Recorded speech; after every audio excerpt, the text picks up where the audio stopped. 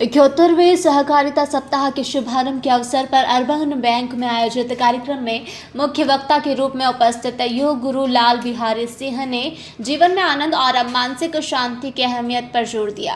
उन्होंने कहा, आज हर व्यक्ति बाहर से युवा दिखना चाहता है, लेकिन भीतर से भी जवान रहना बेहद आवश्यक है। हमारी आंतरिक प्रणाली को स्वस्थ रखने के लिए केवल 15 मिनट का योगाभ्यास पर्याप्त है।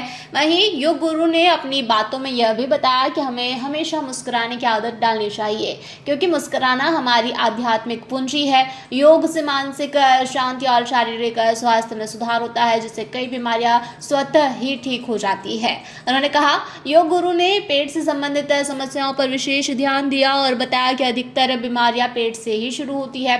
हमें हार्मोनल डिसऑर्डर से बचने की कोशिश करनी चाहिए, क्योंकि एक बार यह असंतुलित हो जाए तो जीवन भर दवाइयों की जरूरत पड़ सकती है।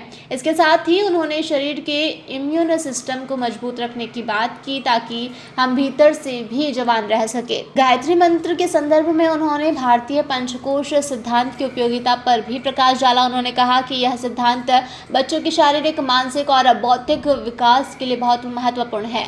इसे जीवन में शामिल किया जा सकता है। योग और मेडिटेशन से न केवल शरीर स्वस्थ रहता है, बल्कि मानसिक तनाव भी दूर होता है। योग गुरु लाल बिहारी सिंह ने योग को अपने दैनिक जीवन का हिस्सा बनाने की अपील की। उन्होंने कहा, मैं कभी न थकने वाली मानसिकता के साथ अपने दिन की शुरुआत करता हूं और यही सकारात्मक सोच हमें ऊर्जा और शांति प्रदान करती है।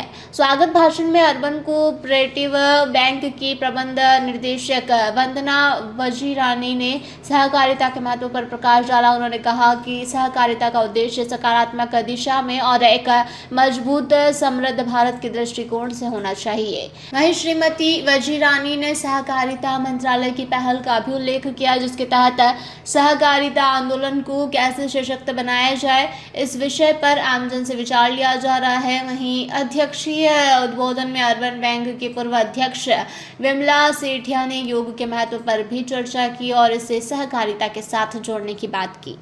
योग गुरु ने कहा, समाज में पुराने और नए विचारों के बीच सामंजस्य बनाए रखना जरूरी है। हमें बच्चों से भी बहुत कुछ सीखने को मिल सकता है। आज की पीढ़ी और पुरानी पीढ़ी के बीच सहयोग और समझदारी की आवश्यकता है।